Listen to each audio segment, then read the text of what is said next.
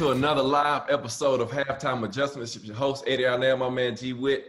Tighten up, baby. Tighten up. Tighten up. And as you can see, ladies and gentlemen, we got our guest host tonight, Mr. Chris Hope. Chris, how are you, man?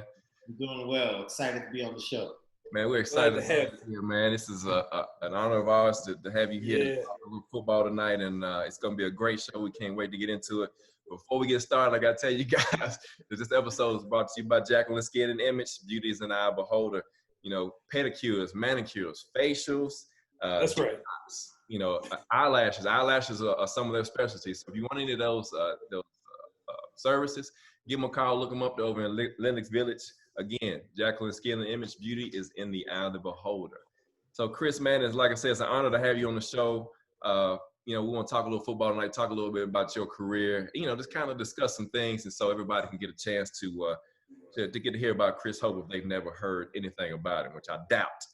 So, you know, Chris, you are, I mean, all USA Today first team parade All-American coming out of high school.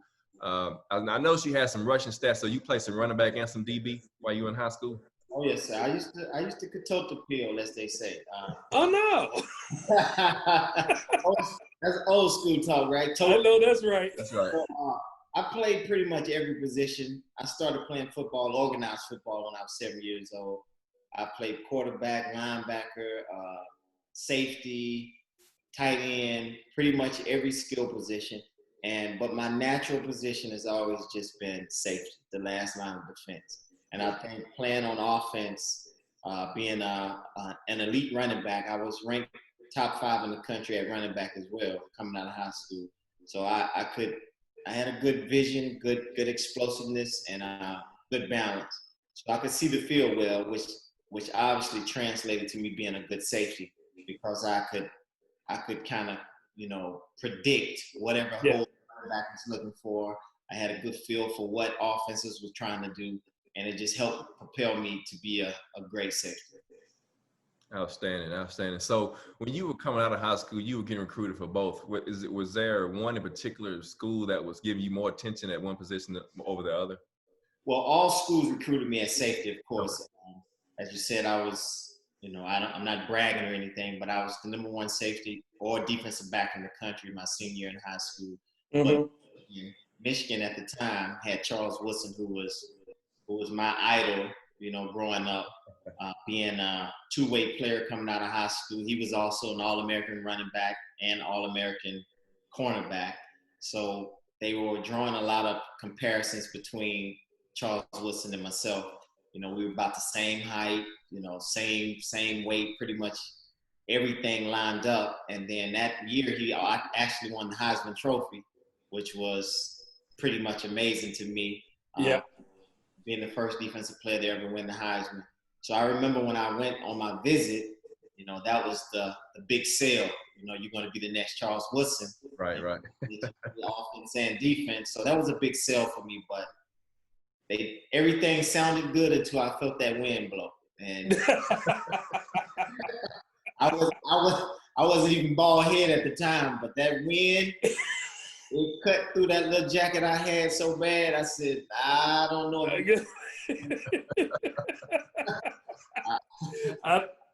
I can't blame you, man, because I had an aunt that lived in Chicago. She used to try to get me to move that way. And I told her, I said, y'all stay too cold too long for me to go up that way. I can't do it. I didn't have a jacket prepared for that kind of wind. Oh, so out of South Carolina, Chris, and you know, before we came on live, man, you were talking about some of the talent that came out of that area, and so, you know, just for the people that are watching to understand what kind of talent comes out of that area that you're from, kind of give us a rundown of those guys that you're familiar with and that talent that comes out of that area. So I can't remember the year, but it hasn't been long ago that ESPN came out and coined my city, which is only about 67,000 to 70,000 people. We're a small city called Rock Hill, South Carolina, about 20 minutes south of Charlotte, North Carolina. And I think they did this formula per population, amount of guys that were in the National Football League, and they came up with this term they called us Football City USA. And a lot of the hype around that time was based on Jadeveon Clowney, which the Tennessee Titans just signed. Mm-hmm. the National Player of the Year, National Defensive Player of the Year, #1 prospect in the country. And a lot of, games his senior year were on ESPN because he was just that dominant. And they coined my city Football City USA. And they started going back and looking at all the guys that had an opportunity to play in the National Football League. Before me, about 10 years before me, Jeff Burris, first-round draft pick from Notre Dame. Yeah. Gerald Dixon, third-round draft pick out of South Carolina to the Cleveland Browns, who was my cousin.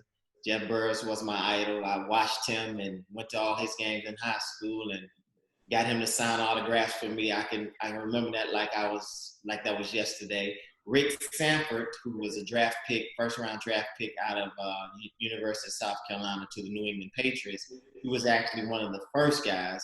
There was one before him, but I didn't have a chance to meet him and get a chance to learn who he was and his story. But after that, my year, I was drafted. It was 4 of us: Maurice Morris, Sheldon Brown, Derrick Ross, who played at Ohio State, got drafted by the Cowboys.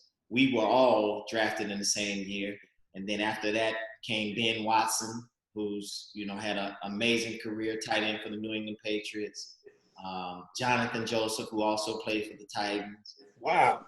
Coach Simpson, who played for the Buffalo Bills. Jonathan Heffney, cornerback out of Tennessee, who got drafted by the Detroit Lions.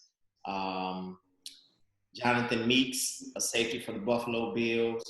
Stephon Clowney, Cordell Patterson, Rudolph that plays for the Pittsburgh Steelers, Jaleel Scott who plays for the Baltimore Ravens, and I'm pretty sure I'm missing some other guys, but we've had a great number of guys from that small city. And if I named everyone that didn't make it that should have, Tim Joneses, Tony Watkins, D. Feaster who played with me at Florida State. We've had a great number of guys that had an opportunity to make it, but we've also had some guys that should have made it but didn't, unfortunately. Man, it sounds like it's something in the water in that town, man. What's going on? I think as far as at our youth football, one thing that I'm very, very proud of is that the guys who had the opportunity to make it have always came back and showed a lot of gratitude and appreciation for our city. And that the fact that the guys have all been good representatives of what being a role model and being a pro football player or student athlete. We've always allowed the athlete part to come second. We class act guys. And again, that starts with my cousin Gerald Dixon and Jeff Burris for setting the example for me, and me just continuing to pass it on to the guys behind me. That's good to hear, because it's always easy to talk about the negative stuff for professional athletes, and it's always good to hear when they come back home and they, pour into the community, pour into the young guys that are still there, and help to build them up and getting them on the right track as they begin that track of athletics. So, I mean, that's really good stuff, man. I appreciate that. And so let's move on, because you go to Florida State. You mentioned that, and playing for Bobby Bowden, man, that had to be an awesome experience. Playing for Coach Bowden, I tell people all the time, he was almost like a grandfather at the time, because he was a lot older, but at the same time, he had one of the sharpest minds that I could ever imagine being a person of that age. And just to show you an example of how bright he was, when I graduated from Florida State in 2001, it was about 5 or 6 years before I actually had a conversation with him to where he saw me face to face. And it was at a luncheon, FCA luncheon here in Nashville, that myself and Myron Rowe surprised him. He didn't even know we were coming, and he was on stage, and we came up behind him, snuck up behind him, and he turned around, and the first thing he said was, now again, he hadn't saw me in about 6 or 7 years. I had this big beard because it was right after training camp, and I hadn't shaved yet. And he looked at me, and the first thing he said was, "Is your mom still frying that good fried chicken down in Rock Hill, South Carolina?" And it blew me away, because one thing that so many other colleges during my recruiting years would always say was, Coach Bowden don't even know his players' names. He doesn't recognize all his players. He's getting a little older. He don't know you guys' names. He call you all, boy and whatever that was. They were trying to throw the shade at Coach Bowden, but for him to say, not only does he remember the fried chicken that my mom cooked him back in 1998, and here it is 2006 or 7, and he remembered that, and then to remember exactly where I was from just shows you how important the details were to him. And I remember him on that recruiting trip sitting in the room with my mom and dad and saying, with your son, school or academics won't be a problem, and athletics won't be a problem because that's important to him. What my job is to continue to grow his faith in Christ and to make him a good human being. And for me, that sold it. That was it. I knew I went to school for to play in the national championships and win football games and also in the ACC and get drafted. But once he sold that part of it, because he said no matter how good he plays, he's not going to be able to play forever. And my goal and my responsibility is to make a good man out of him. And that the only way he becomes a better man is that he gets closer to Christ. And he lived by that. And faith, family, football, that was his motto for real. Okay. All right. So man, I got to ask, how was it playing because you played at FSU, man, when they had a ton of talent.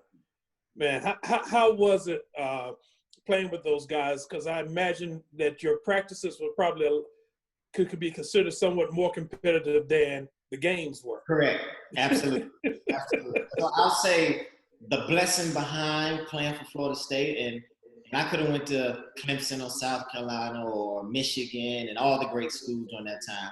And people always ask me, like, why you didn't go to South Carolina, Clemson? And I said, well, one thing what a coach told me during my recruiting trip, during my recruiting process, my high school coach said, well, if you go to Florida State, they'll have a roster full of Chris Hopes, and you may not have an opportunity to stick out. Versus you going to Clemson or South Carolina, and you'll be Chris Hope and the man the minute you step on campus. And I was a little ahead of my time, mature-wise, I would say, to where I said, well, if I'm the Chris Hope the minute I step on campus, I'm never going to get better to reach my full potential. And I wanted to challenge myself to be able to elevate my game to the next level, which will prepare me for my ultimate dream, playing in the National Football League. Mm-hmm. And going to Florida State, playing alongside guys that were Chris Hope, of course, were, All-Americans and USA Today guys, number one at their position, year in, year out.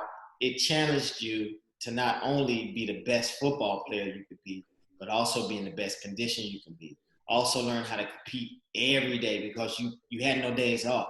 Right. Your backup was just as good as you were.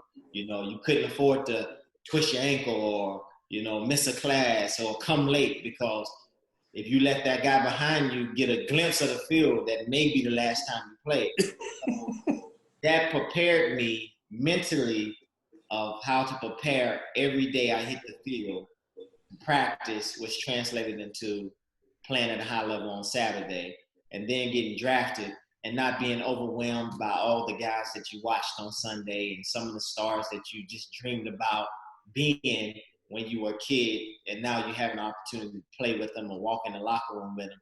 It wasn't a shock to where you became stage fright. So the level of competition and the intensity of practice was just amazing, and it made it that much easier for my transition into the National Football League.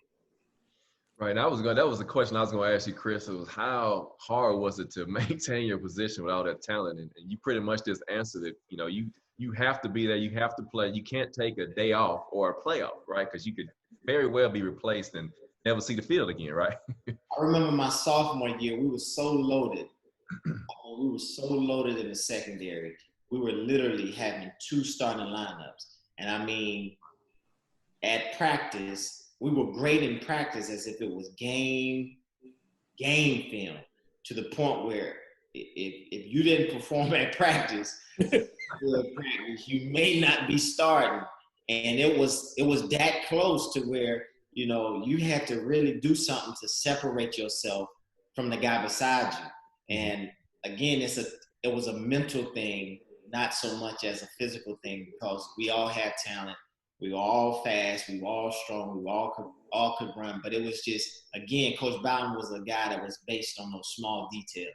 Who's going to do those small things that helps you win championships down the road? Because those are the things that really causes you to either lose or win when you get into those tight ball games. You know, going to class, being on time, you know, paying attention to the details.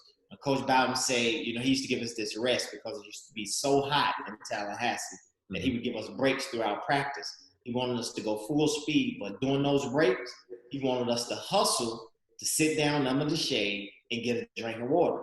That was imperative to him. And he would take notes. You know, he would be in the high tower on the top, and he would take notes. And it was so important to him that we followed those small details, that he would remind us or even call you out after practice. Oh, I saw number 28. He didn't get any water from the trainers. Oh, I saw number 58. He didn't take a knee during the break time. You know, he was a very detailed guy. And I think when you talk about the transition into the professional level from college, what's the biggest difference? Details. You know, taking notes, knowing the down and distance, knowing how much time is left on the clock.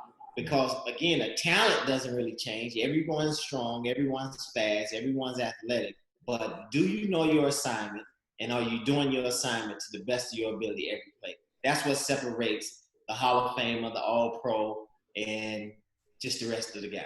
That's right. That's right. I got to ask this question, and it's a little bit off center, but I think sometimes people need to understand, as a college athlete, student athlete, what you go through. How was it balancing the book work, the school work, and all the detail and everything you had to put onto the football field as well? Because I know that had to be challenging for you also, because you were playing with, like you said, championship talent. You couldn't take a day off. You couldn't take a play off. But at the same time, you still had to be on point in your classroom. So how do you balance that? Because I know we got some guys that look at this program. They need to know how you balance that. Well, that starts from home. My dad made it very clear to me that playing sports was not a necessity. It was something that was a blessing or an extracurricular activity. It was not a mandate in the Hope House growing up. You had to earn the right to play a sport. And starting with that was your schoolwork and your discipline. You know, you cannot get in trouble. You had to do your schoolwork. It wasn't necessarily to be a straight A student, but my dad and mom instilled in me that there's only one way to do something. And that was the way I kind of, you know, lived my entire life. So going to college, I carried that same mindset. It didn't change. And I also truly feel like, you know, and we can talk about this later with my book, about being a pro. To me, I think there's no, you know, separation between what you do as your career and how you live your life.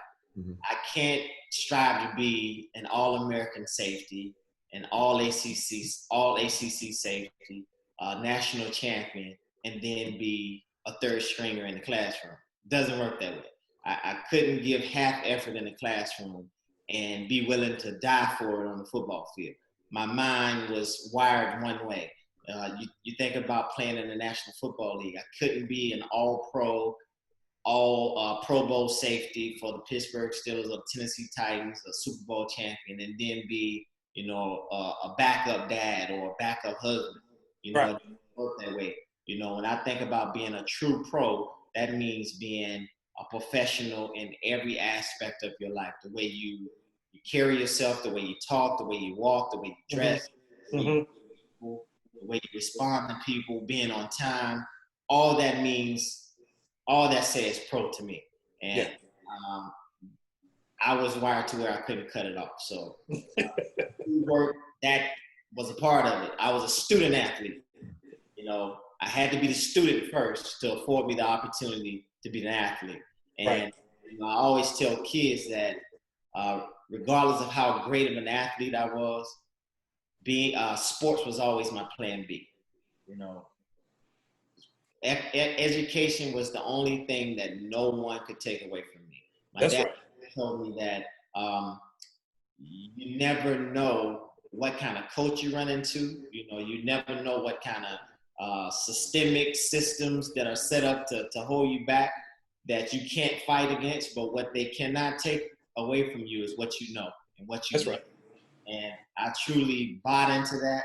I still believe that to this day. And I've always realized that no matter how well I've done something, particularly sports, I knew I would have to exit the stage sooner or later. I could have played 20 years. I still was going to have to get off the stage.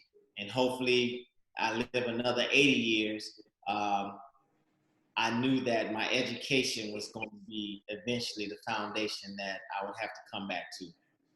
Right, man. That's some outstanding stuff. I appreciate you sharing that with us, because like Grover said, there's a lot of young kids that need to hear that, because it gets twisted around sometimes. They want to put sports first, and they want to put emphasis on sports instead of the grades. And so that's really, really good information right there to pass along. So I got a question from one of the fans that watched the show, and he wants to know who was the toughest guy you had to cover in practice or in your college career? So now college, we used to do these things called one-on-ones, right? And I was a safety, so we were always kind of the guys that went towards the end, because we wanted our cornerbacks to get the reps against our top-notch receivers. Right. I'll just give you a list of receivers that was there when I was there.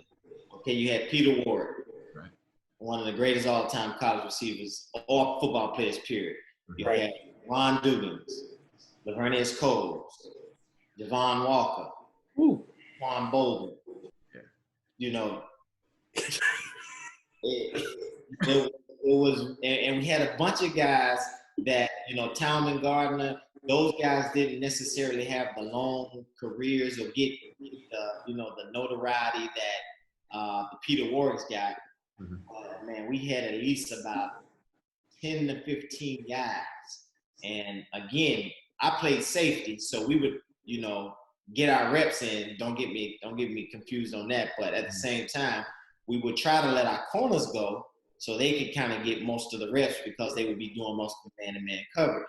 Right. It was really no place to hide, you know. you could let 10 corners go, and you still had an opportunity to go against somebody that could run right by you, like if you wasn't even standing there. So, I mean, Peter Ward, to me, you know, I played with some amazing guys in the National Football League, but I tell people all the time, he made me a fan of my teammates. I played with Jerome Bettis, I played with Hines Ward, I played with Ben Jones, a lot of amazing talent, but Peter Ward made me a fan. You know, when we were on the sideline and the offense was on the field, most defensive guys sit down, get water, go over plays, you know, run through different things you watched on film. But we watched Peter Ward. You know, he was that special. Yeah. I would have to say Peter Ward was probably the most amazing receiver that I played against, and I had a chance to watch and compete against every day. Obviously, in the National Football League, you know, Randy Moss was a guy who was a handful. Yeah. The Minnesota Randy Moss. Yeah. That's right. In the air, Randy Moss. Like that's right. And I'm gonna get it. Just put it up. Yeah, as soon as he come off the line, he's open. Yeah. You know, that Randy Moss. So he was a problem. He was a nightmare. Yeah, man. I think people forget about really all the talent that you guys had down there at FSU, man. It was, I would say this, it made Saturdays a lot of fun to just sit down and just watch, because you guys had a lot of talent on that team, man.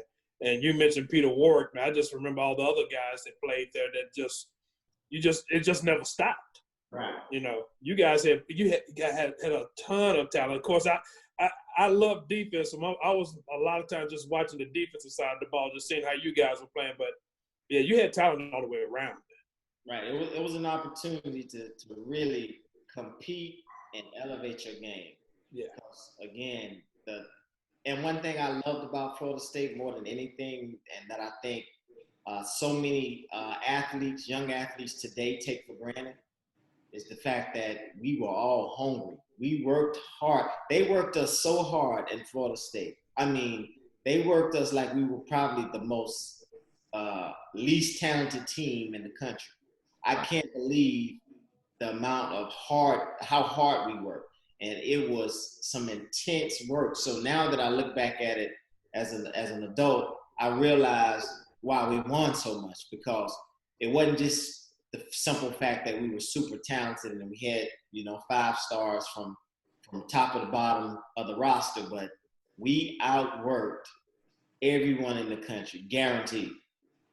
Man, I got to ask a question because it's a little bit of a pet peeve of mine, but I just want to get your take on it, especially in college football. What do you think about all these spread offenses? Hate it. Thank you.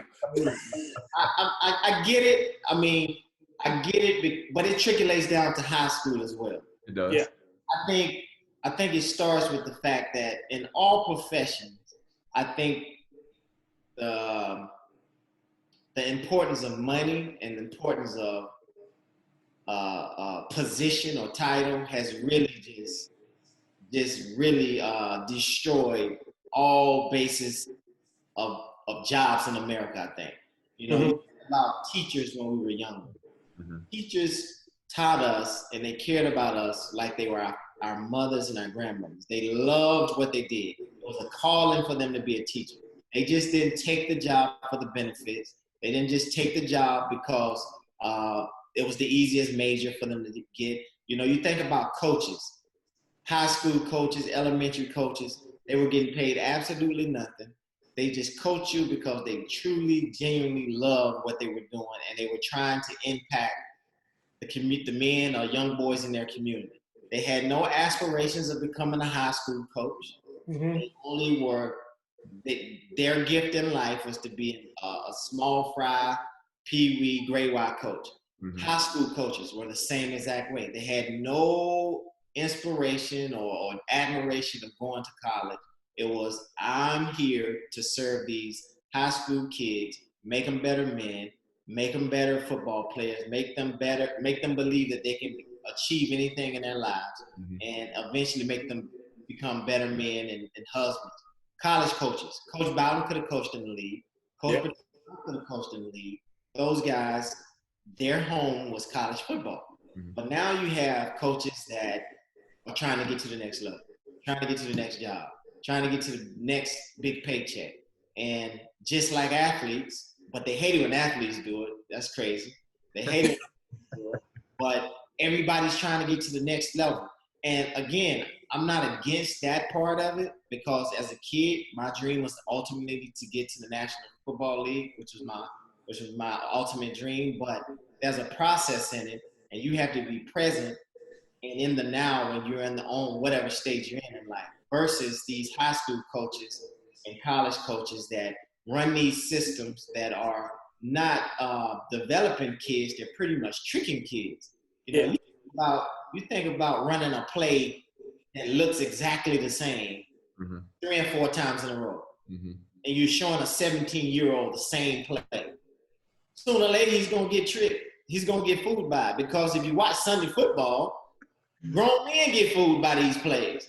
Yep. So you're not developing a quarterback. You're not developing a receiver. You're not developing a tackle. You're tricking them. You throw a quick pass to a Peter Warwick in the flat for 5 yards and don't know. Obviously they don't teach kids how to tackle these days, because you can't really hit. Right. Peter Warwick doesn't get touched and he goes for 90 yards. The quarterback throws 3 or 4 passes like that. At the end of the game, he's 12 for 12, 500 yards. He's the most accurate guy in college football, but he's only threw the ball 3 yards. So again, I understand the college coach or the high school coach trying to get those W's, trying to get to the next job. I get it. Trying to win the state championship, trying to win the conference title. I get it.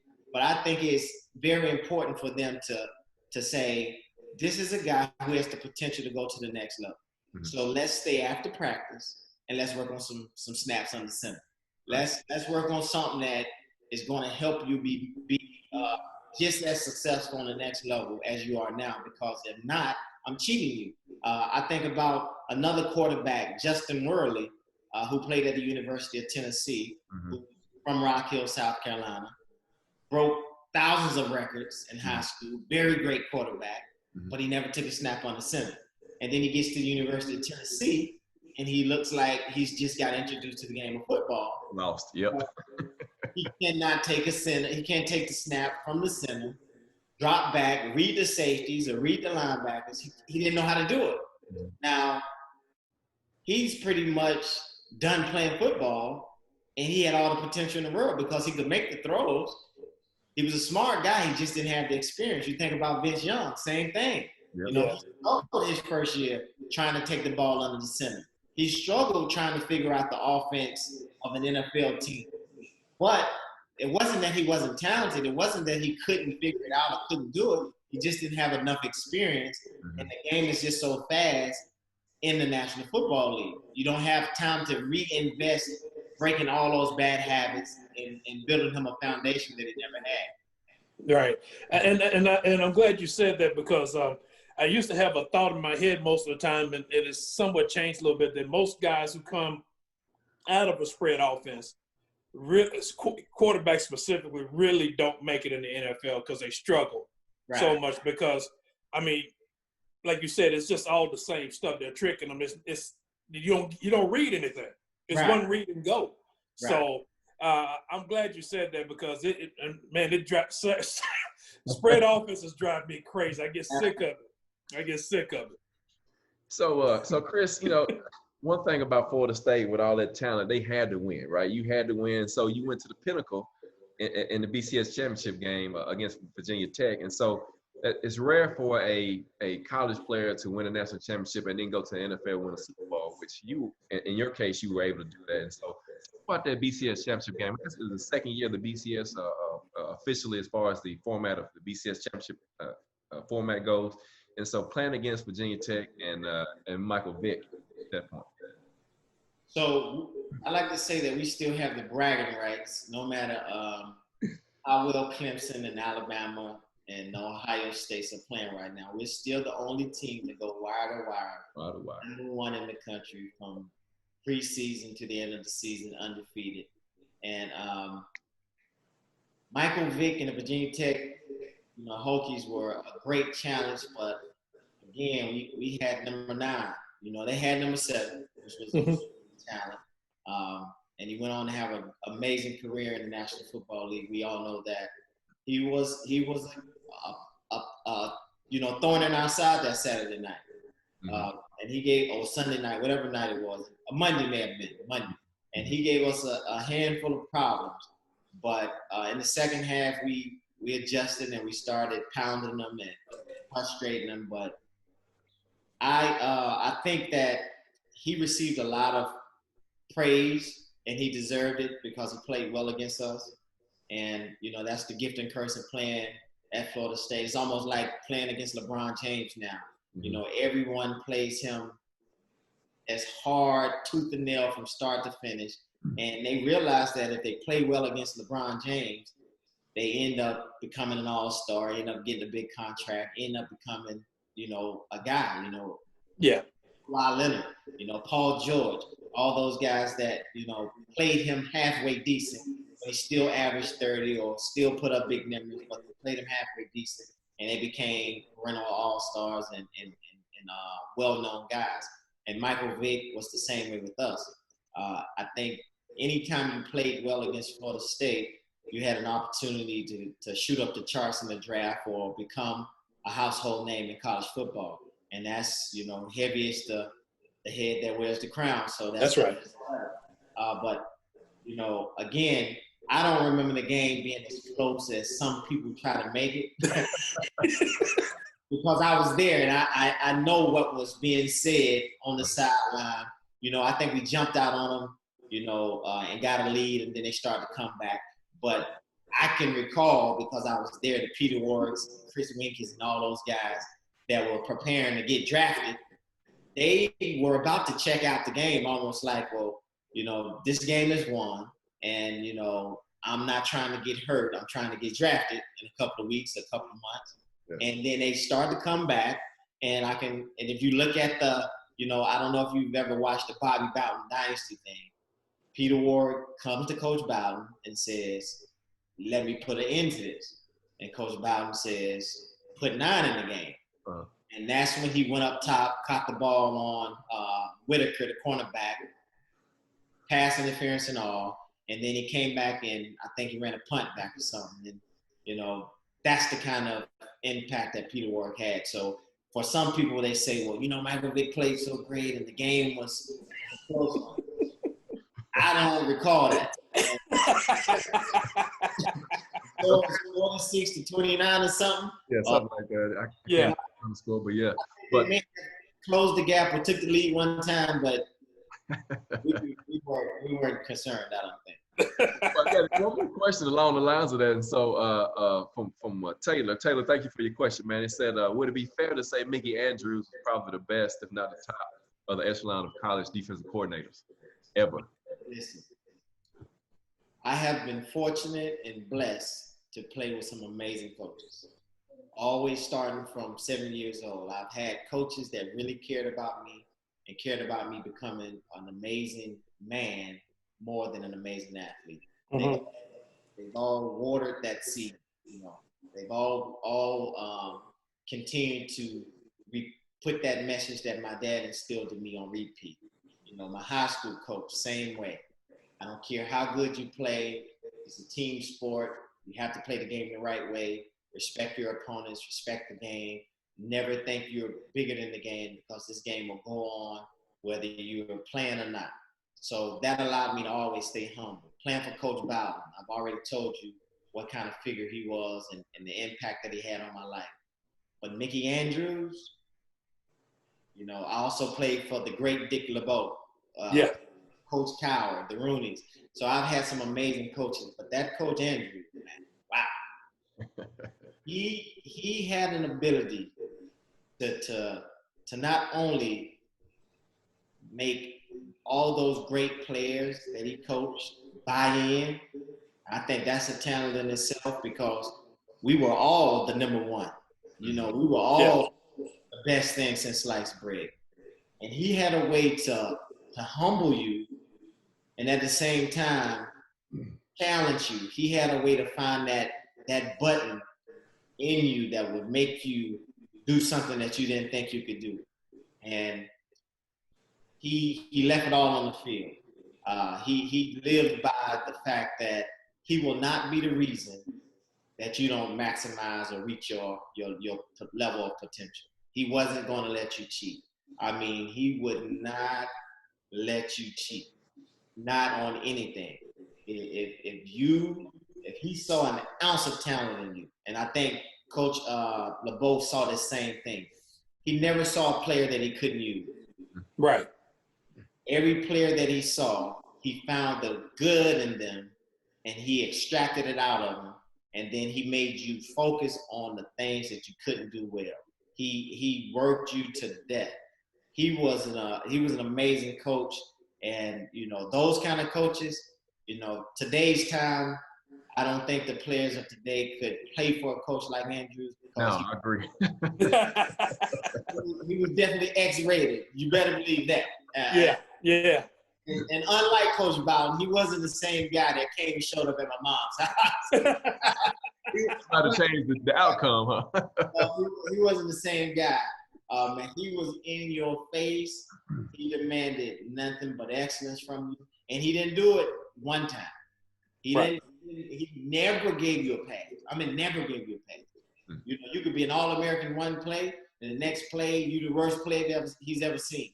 He wanted you to be great all the time. Consistency, you know. And that right there, in a nutshell, was You know, he would make you want to run through a wall. And you talk about the impact that he had on Deion Sanders. I don't know if you watched his Hall of Fame speech, but 30 minutes on Andrews. You know, Derrick Brooks, 30 minutes on Andrews. Yeah. Offensive players, you know, Walter Jones, 30 minutes on Andrews. But Andrews gave it to everybody. Yeah, he wasn't partial. Oh, man. When I get around him now, I can't do but laugh because it was amazing. I said, Coach Andrews, I can't believe some of the stuff he said to us as kids. I wouldn't change it for the world. He was an amazing coach. It's outstanding. I run through a wall for Coach Andrews. It's outstanding. Guys, thank you for joining us for another episode of Halftime Adjustments. And out there, my man G Witt, our special guest, former Pro Bowler for your Tennessee Titans safety, Chris Hope. Chris, we enjoy you being on the show, man. Appreciate you coming. So as you go on, you play the Florida State, you win the national championship, and now you're at I'm gonna say, probably one of the highest points of a career for a college player anyway, coming out after the championship. You get drafted by the Steelers in the 3rd round and go on to play with those guys. But before I even talk about that, let's talk about the experience of you being drafted. How was that experience for you and your family? How did that shape you and going? So draft night for me was kind of a disappointment, to be honest. And I'll say that humbly because I expected I went to college as the #1 defensive back in the country. And one of my goals was to come out of college as one of the #1 defensive backs in the country. Now, again, a lot goes into that. You know, playing at Florida State with so much talent, I didn't really get a chance I didn't have to do as much to display all my talent because we were just so loaded. You know, it was you take care of your job, and that's all we really need you to do. Right. And, you know, that was a plus, but it also could hold you back, to a degree because we were a defensive end type defense. You know, we got by our defensive ends, and cornerbacks got a lot of respect, but safeties, Devin Bush and Leroy Butler and all those guys were amazing safeties. Derek Gibson, who played with me, but we didn't really get our just due in college because we were just so loaded. And again, I don't look at that as a negative or a knock against Florida State, but it's just now that I know. And when I came out of college, the safety position was not as a glamorous position as it turned into during my years in college and in the NFL, excuse me. And I attribute a lot of that to Brian Dawkins, who I have a lot of respect for. I love his game. He was probably that safety. Ronnie Lott obviously was an amazing safety as well, one of my childhood favorites as well. But Dawkins probably was the guy during my era that really knocked down the wall to show how important a safety was, because he was dynamic at both free safety, strong safety. He was an impact in the passing game and running game, and he kind of opened up that door for us to be a prime position, i.e. that was the time where, safety during my era was probably the highest ball heights, playing with Troy Polamalu, Prime, Bob Sanders, Brian Dawkins, John Lynch. Yeah. That was the prime of the safety position. Adrian Wilson. Yes. That was the prime of the safety position, in my opinion. And so I wanted to be a first-round draft pick, and that didn't happen for me. And that was a blessing in disguise because I felt like being drafted by the Pittsburgh Steelers, to that organization, the Rooney family, playing for Coach Cowher, playing for Dick LeBeau, and then playing with professional guys that I told you how a true pro operates and functions. The Jerome Bettises, Hines Ward, Joy Porter, Plexico Burris. That locker room of those guys, Alan Faneca, Casey Hampton, Kentrell Bell, again, Antoine Randall. We were just amazing amount of talent, great coaches, great organization, true pros. It it was strategically set for me to go there. Now, who knows? I could have been a first rounder, and I may not have, played as long, or I may not have had the opportunity to develop into the true pro that I was. But that was just, again, everything that I learned from day one was put on repeat. Mm-hmm. Great coaching, hardworking guys, people that love football, people that are class acts on and off the field, people that dedicate their blood, sweat, and tears into the game that they love. We all winners, individually and as a team, unselfish guys. I mean, it was a match made in heaven, and it was exactly where I needed to be and where I wanted to be. Man, Chris, you played since we transitioned to your pro career. You played for a lot of good defensive coaches. Absolutely. And I agree with you about Dick LeBeau. One of the things that I always remember about Dick LeBeau, especially with his time during the Titans, was the fact that a couple of years ago the Titans finally makes the playoffs. They have to go to Kansas City and play in that stadium, which is hard to win in. And you can see at the beginning, because it's their first playoff experience. I think it was Kevin Byard's rookie year or his second year. But anyway, you can see the defense was a little bit taken aback by the intensity of the game. Right. And the one thing I always remember about Dick LeBeau in that game is that he grabbed the whole defense, pulled them off to the side, and just had a long talk with them. Right. And next thing you know, they flipped the script and started playing some regular football like they've been playing all season long. And I thought, that's great coaching right there, because he could see it. He stopped them, pulled them over, and pulled them together, for lack of a better term, and they went out there and executed the game plan. How was it for you playing with Dick LeBeau? How did he do for you? Dick LeBeau is the definition of what a leader is. Absolutely. No short of other way to explain Dick LeBeau. Dick LeBeau is he reminds me of the saying, if you think you're a leader, just take a walk. And if you turn around and you don't see anyone behind you, all you're doing is taking a walk. But if you see people following behind you, that's how you know you're a leader. Dick LeBeau, man, he's the kind of guy that you jump off a bridge with and you ask why we're jumping on the way down, because he's a guy you'll follow. He took none of the credit. I mean, none of the credit when we played well. He would always say, I'm a great coach because I have great players that play together and play for each other. If we played bad and we lost, he would always take all of the blame. I need to do a better job of preparing my guys and putting them in position to win. And that's a humbling type coach. He's a Hall of Fame player and coach, just to let you know how well he played the game. But just amazing storyteller. He relates and talks to everyone. One of the most humble guys that I've ever met. And then he's just full of wisdom. He's a walking dictionary. And he's also a guy that, you meet some guys during your life that will share and tell you everything or teach you everything that you know, but they won't tell you or share with you everything that they know. Mm-hmm. He's the opposite. He is a guy who will give you every answer to the test, open book, and he really thrived on making you feel comfortable and play to your strengths. Some coaches say, well, I'm going to put him in position to win, but you're not really changing your offense or your defense to fit the needs of this guy. You just sounds good. Whereas Coach LeBeau, he really did that.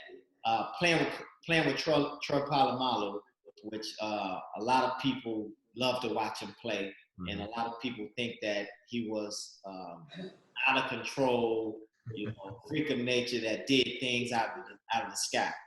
And I'll tell you one game we were playing where that was the case.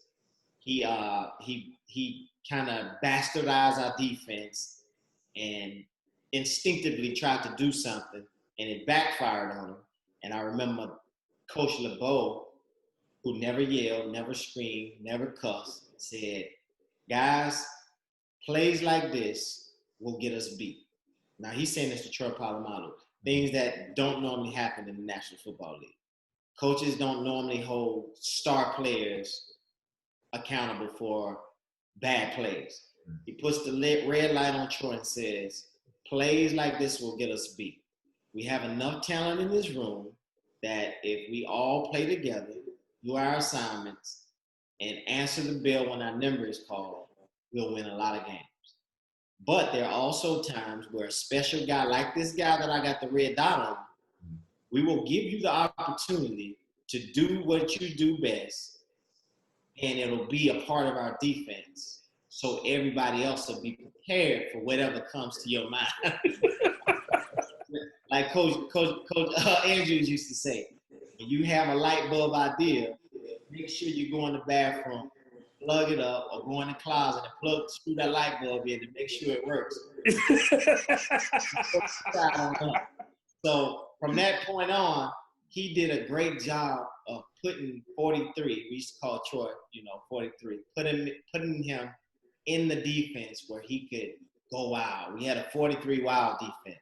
And it was an opportunity for Troy to play and do exactly what he felt or what he saw. And we were all prepared for it. And from that moment, it was like everyone bought in. You know how hard it is to get everyone who's trying to get a next contract, everyone who's trying to be the guy, everyone who's trying to be the star, everyone who's trying to be a Pro Bowler, everyone who's trying to hit their incentives, to get them all to play on the same level.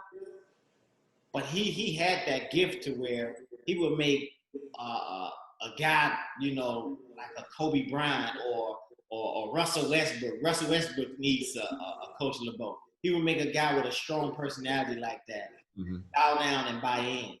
And, that's why everywhere he's went, he's been successful. You think about the Titans. They didn't have a roster full of all pros and Hall of Famers like the Steelers, but he took that defense and made it a top 5 defense. That's right.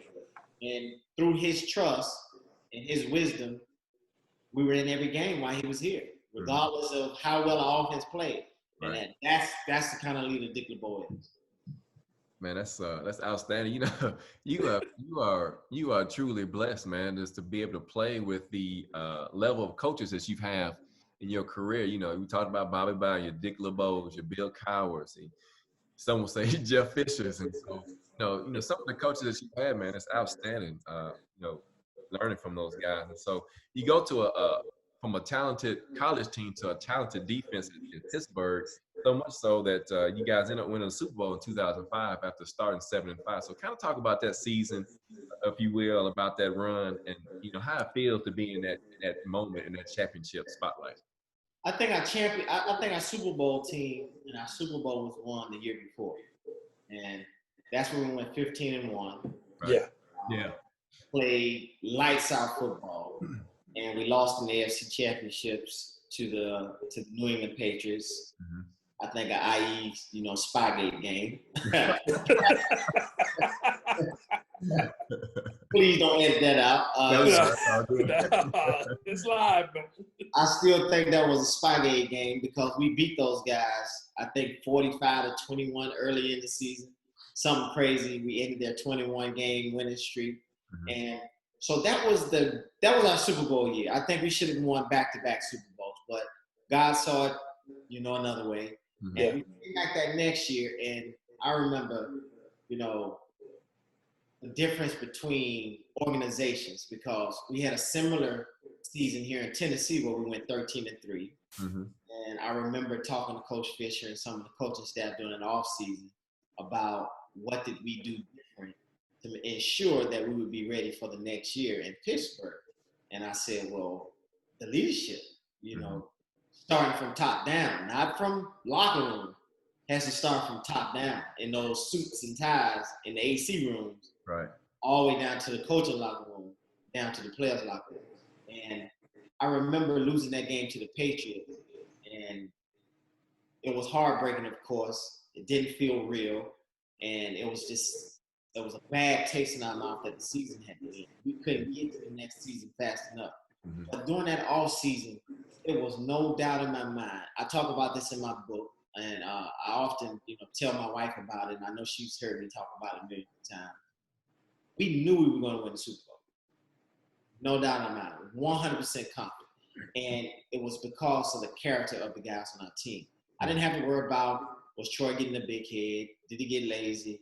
I wasn't worried about was, Jerome Bettis going to come back in and out of shape. You didn't worry about James Harrison getting in trouble, DUIs.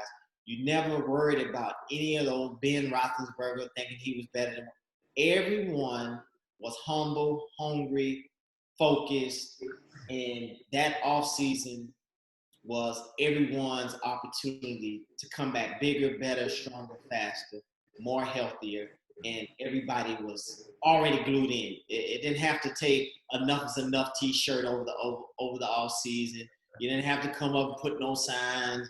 This is your year. We all were very professional, and we knew exactly what we had to do to get there. So we started out that next season. I think we were 7-2. I think hot, and we ended up losing 3 in a row. Ended up 7-5, and everyone rolled us off. I think the last loss was against Colts on Sunday night. They scored on the first play of the game. Touchdown to Marvin Harrison on a play action pass. And I remember after losing that game, Coach Cowher comes in the locker room again, similar to the Virginia Tech game. A lot of people thought we were done. It was over. It wasn't going to happen. Coach Cowher comes in the locker room just as confident as ever. Again, I share this in the book. It says, we'll be back. Guarantee you, we'll be back in the same locker room playing against the same team, but the outcome will be different. Pack up, take a shower, see you tomorrow, see you Monday. And from that point, we never stopped believing that we were a Super Bowl winner. Not a Super Bowl caliber team. Mm-hmm. We never stopped believing that we were a Super Bowl team, and it was our year. We didn't think we became a bad team over that 3-game losing streak. It made us play with a sense of urgency.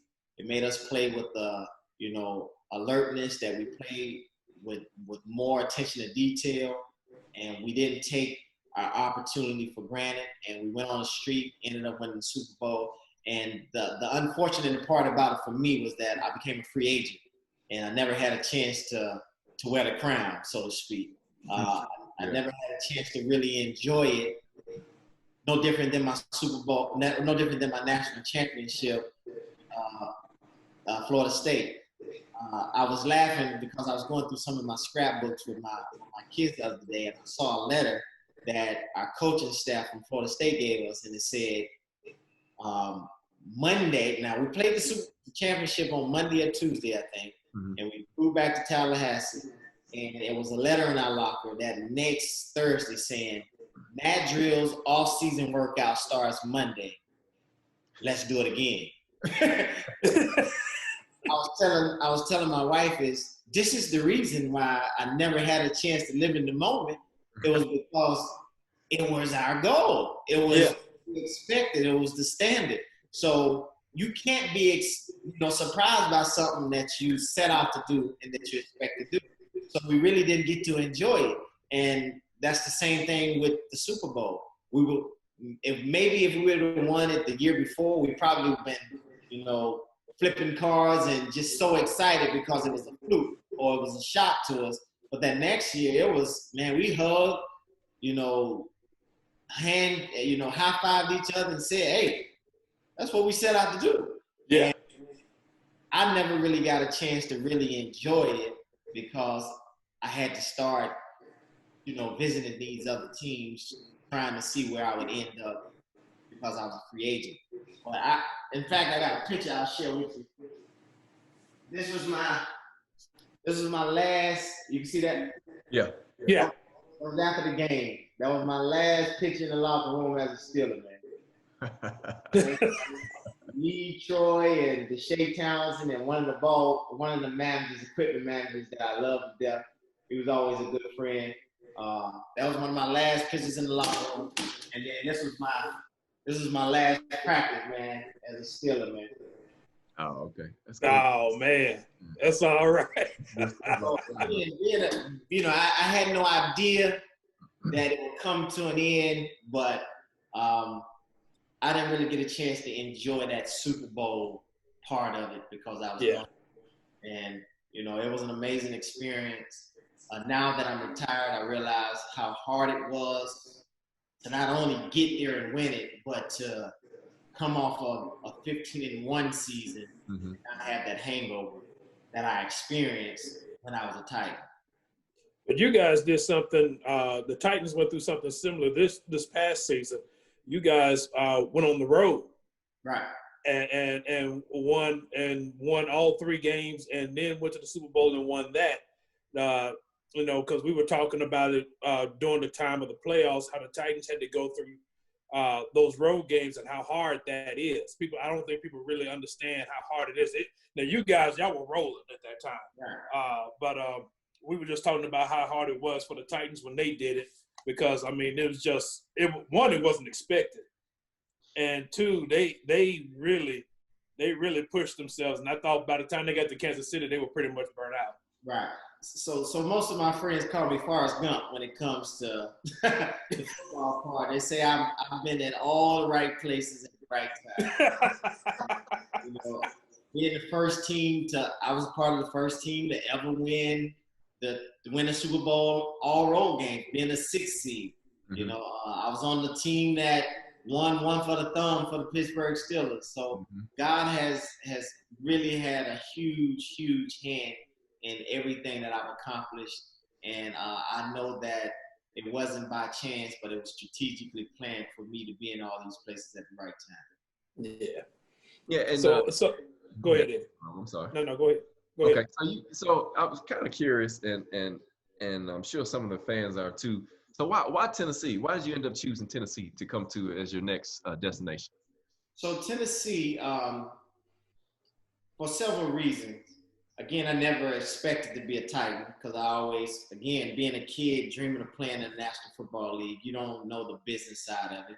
And I am a committed person, and I told you earlier that, the Steelers were the team that gave me an opportunity to live my dream, my childhood dream. So I was indebted to the black and gold. I felt like I owed it to them to give everything that I had. And I never imagined that it would come to an end. It was almost like Troy and I cried on the phone the night that I told him I was about to sign with the Titans. And he described it as a death in the family, because he and I were just that close and we were just starting. That was hard for us, both being young, and to see the business part of it at that early in our career was kind of tough because, playing football from a very young age, you never think you're too old, you're too slow, too much money. You just play it, none of that part of it is involved. But when I started visiting my teams, the 49ers were extremely high on me. They actually wanted to draft me first round coming out of college. And this was their opportunity to kind of to make it right this time. And I realized when I flew out there in college on my trip before the draft, it was so fun. I was a 49ers fan growing up, loved the 49ers. Ronnie Lott, Jerry Rice, my heroes. So to be able to play for the 49ers coming out of high school or college, was a great opportunity until I took that long flight. And I said, well, I don't know if I want to go that far because I'll never get to come home. I'm a country boy, so I'm like, man, that was a long flight. Yeah. I don't know if I want that. So I remember that this time around, and I said, not only are they going to have to pay a handsome ransom to get me because that flight is so long and I'm going to be so far away from my family, which is very important to me. And then the taxes were very high. Yeah. So I said, well, I don't know about that. And then the Miami Dolphins, which had Nick Saban at the time. Nick Saban remembered me from high school. And it's amazing how small the world of football is and how coaches and GMs, it was very important to me to know that they follow the whole, resume of a player. I put a lot of value in that. I have a lot of respect for LeBron James or Peyton Manning or Jadeveon Clowney, who's been number one since they put on the cleats or since they started dribbling. That's a lot of high-level football or basketball. Yeah. So Nick Saban remembered me from high school. He remembered recruiting me. I'm not sure what school he was at or where he was, but he had a big, he was a fan of mine, and he really enjoyed watching me play. So he was a big suitor. And the Eagles, and then the Giants, and then the Titans. So I remember I came and saw Tennessee Titans, and Floyd Reese brought me in. And Floyd Reese also was a big fan of high school, and he remembered me all the way back in my running back days. So wow. To me. And he said, well, I like winners. You've been a winner on every level. That's not coincidence. That's something that you're doing. It's in your DNA. It's your pedigree. We need that kind of attitude, that kind of work ethic, that kind of character here in our organization to help turn this program around. And I remember getting recruited by, I think it was a Clemson coach. And he said to me, do you want to be a part of a winning organization, or do you want to be a part of why an organization starts to win? Now in college, I said, well, I'm not buying that. I'm going to Florida State. The pros, I said, that's a challenge, and I'm all for a challenge. And I said, well, I'm a man of my word, so I promised Nick Saban that I would come and see him in Miami before I did anything. And that was the year the collective bargaining agreement kept on getting pushed back. So free agency open, close, weekend after weekend. And Nick Saban flew into Charlotte every weekend just to figure out that he couldn't see me. And because he kept on pushing the CBA back. So I told him I would promise to come see him before I sign with anyone. So I get down to tell you a story about this. I get down to Miami, and my wife is from Miami, so she's super excited about me going to Miami. I wasn't excited about that part because I knew I wasn't ready to get married, and I wasn't ready to let that be a distraction for me, because I knew if I was a Miami Dolphin, she probably would want to move in and all those things. And I was like, I don't know if I'm ready for that. So that was the only knock against Miami, because I love Florida, playing at Florida State. Florida was kind of a home to me. And, the no taxes, all that stuff was great. And I remember Nick Saban brought me in his office, and he's offering me the house, and everything's going good. And I remember one of his employees, I think it was his secretary or something, came in and said, Nick, Coach Saban, you need to take this phone call. And he was like, is it that important? Or, I'm sitting here with my number one guy right here in free agency. I don't want to come off wrong. He said, I think you really need to take this phone call. And so Nick Saban went and took the phone call, and so happened it was Dante Culpepper saying he wanted to be a Dolphin. And that changes things. So, Dante Culpepper, couple-time Pro Bowler at that time, one of the big-time quarterbacks. He became a free agent. So Nick Saban comes back in the office, and he says, it's not too many times in free agency you get a chance to get a franchise quarterback. And, two quarterbacks are available at the time, Drew Brees and Dante Culpepper. And I think they didn't have a shot at Drew Brees, but they had a shot at Dante Culpepper. And Dante Culpepper was from Florida, and he wanted to be a Dolphin. So he says that kind of changes things to a degree, because we get a chance to get a major piece to what we're trying to do going forward.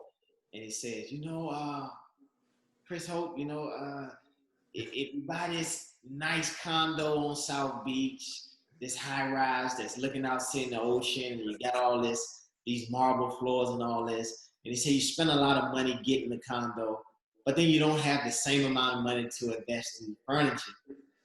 That's a problem, right? I said, well, it's only a problem depending on the amount of condo or the furniture. And obviously, in that situation, I was the furniture. So he was basically saying he didn't have the same amount of money to invest in me, being that Dante Culpepper wants to be a Dolphin. So I said, well, no disrespect to Dante Culpepper or to your thinking, but I think I'm the condo. So I'm going to bet on myself. So I ended up leaving and came back to Tennessee. And the thing that I loved about Tennessee was that Coach Fisher, just like Coach Cowher, was a player's coach. He was a veterans coach. That's what I knew from the outside in. He did great with veteran players. He always got a lot of love and respect from other players around the league, from the way he handled his coaching, uh, uh, you know, pedigree or whatnot, and the way that he treated his players and allowed them to be true pros, and the fact that he was one of the longest tenure coaches in the league at that time. I think he was like 14 years in. Yeah. And I remember the fact that, again, the no taxes, and it wasn't far away from Rock Hill, South Carolina, where I'm from. It's about a 5.5-hour drive.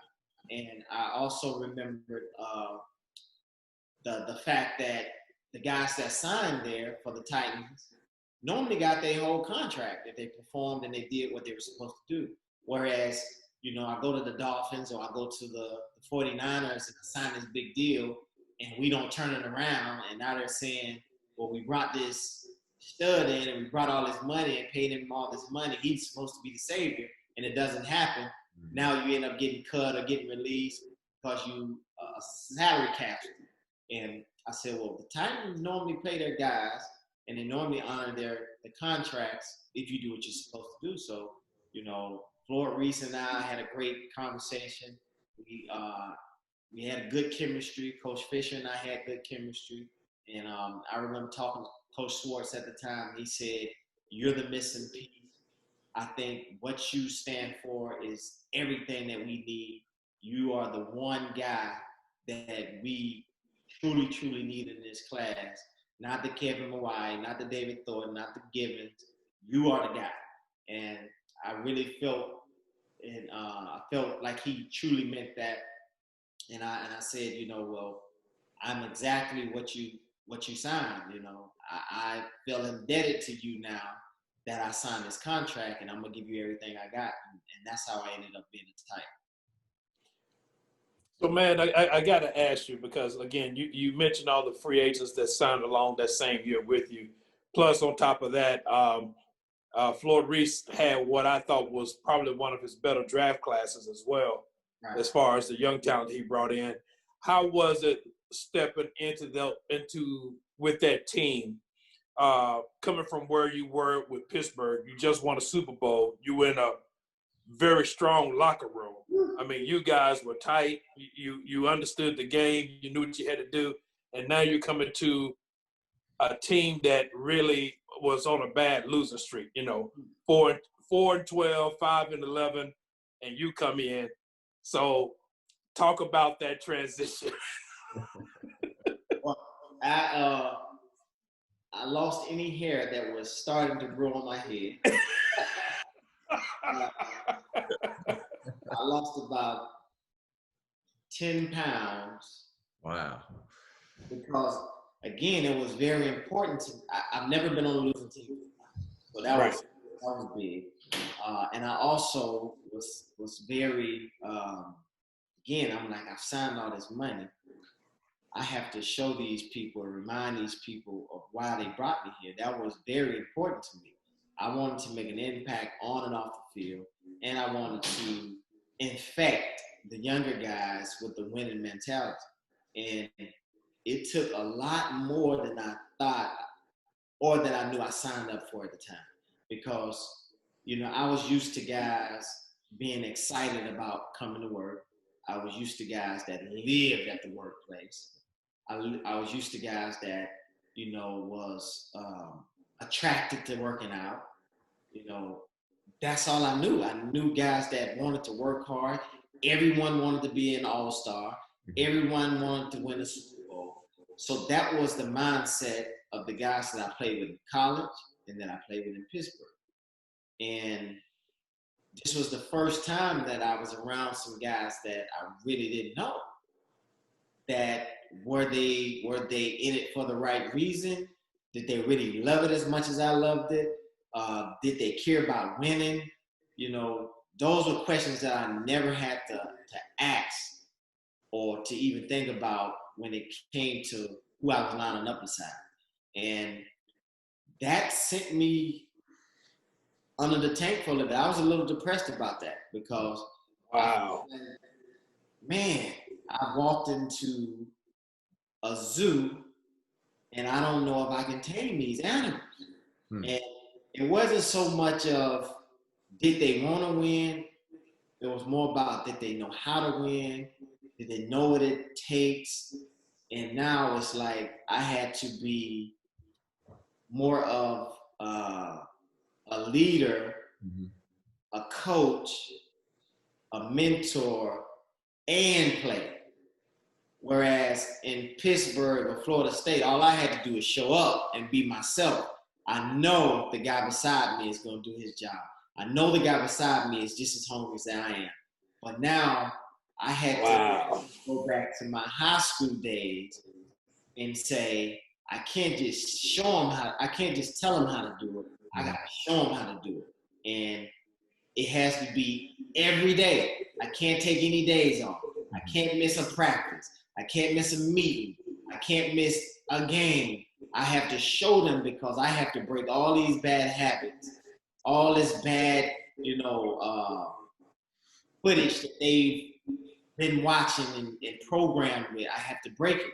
And again, I'm not talking about the entire team. I'm just talking about the responsibility that I had in the secondary. These were my kids. These were my responsibility. And I grabbed them by their throat. Some of them didn't like me because I was very consistent. It wasn't that I thought I was any better than anybody else. It was just that this is what time we're doing it, and this is what we're going to do. I don't know all the answers. I don't have all the answers, but I know what. If we work hard and we trust and believe in each other, positive results are going to come. And more importantly, I had to really, really grow spiritually. I was always in the book, but man, my first year as a Titan, myself and David became very, very familiar with Bishop Walker. Bishop Walker very, very often and early because it challenged everything about me because, so many guys get paid and they become this highest paid guy and they get the money and now it's like, I'm not doing that. I'm not going to kill myself. I've already got what I wanted. I've already got what the money is in the bank. But to me, I played football because I loved it. And I didn't want to I wanted to be respected by my play, not by my paycheck. So I showed up and I showed out because I feel like I owed it to the organization. I owed it to Floyd Reese because I looked him in the eyes and I told him what I was about, and he invested in me, and I was in it the whole time I was here. Rain, sleet, hail, snow, hurt, whatever I had to do, I made sure that I was accountable and that I was leaving a good example for those guys that were watching. Man, I'm gonna be honest with you, man. I appreciate your honesty in that because, as a fan, again, we were all going to those games, and I really loved it when you guys got here because you did. I didn't realize how much work you had to put in until you just said it, but I knew there was a lot of work that had to be done because there was just I hate to put it in this term, but I guess I have to. There was just a satisfaction in just being there. Right. And you guys came in, and I always remember that because you guys came in and put forth that winning mentality. We're glad to be here, but we want to win too. And you knew what it took to win. So I always appreciate that when you guys got it. You, David Thornton, Kevin Mawai, you came in with that attitude. Now we're here to win. We're not here just to be here. So, man, I appreciate it. And you maintain your integrity through that, man. So that's a good thing. Right. I know it would have been easy for you to give up. That was the Bishop Walker part. It was tough. There was times where I said, you know what? I would get this money back and get back to Pittsburgh tomorrow because, when I talk to kids, I can ask a kid now, what would you do to be able to get to the NFL? And they said, and I'm pretty sure every kid would say, whatever you tell them. If I told them to meet me at 2 o'clock every morning on the hottest day, 2 o'clock in the afternoon on the hottest day in the year, to run 25 hills under this amount of time, do it every day, they'll say, I'll do it if I can get to the NFL. But then to do all that and get to the NFL and then stop working, that blew me. I couldn't understand that. So, I told you there was no signs in Pittsburgh that says mandatory weightlifting, mandatory, weigh-ins, mandatory work after practice. Guys just did it. I see Jerome Bettis in year 13 at the end of practice running from goal line to goal line, and I'm barely 19 and barely 20 years old. How can I beat him in the locker room? I got to get in line and run. I see Hines Ward catching 50 balls after he's already caught 50 balls at practice. He's catching 50 again. What am I in a rush for? I don't have class to get to. I don't have, study hall. What am I rushing to? This is my job. This is my profession. This is how I feed my family and have a life, a healthy life. So when I got here, it was confusing to me. I hadn't saw it before. So now I'm like, well, where are you rushing to? Where you going? You going to the mall? You going to play the video game? Like, what are you doing? And watch some film. Let's talk. Let me and you get to know each other. Let me see, can I trust you? Let me know what motivates you. Let me know, can I push you? Let's go work out. Let's go run. Let's do something. Even if we sit in the hot tub just talking, that's how you build that camaraderie and that brotherhood to where I'm not letting Cortland down. I'm not letting Michael Griffin down. We brothers, Yeah. I got those pictures of those guys on my wall as well because, I made a pact to them. This is what we're going to look like. We're not going to be the laughing stock of the NFL. We're not going to lay down. When we walk around town, we're going to walk around with some pride. We're not going to be embarrassed to say, are you Chris over from Tennessee Titans? And I'm like, we got beat 40 or, that didn't make me feel good. Yeah.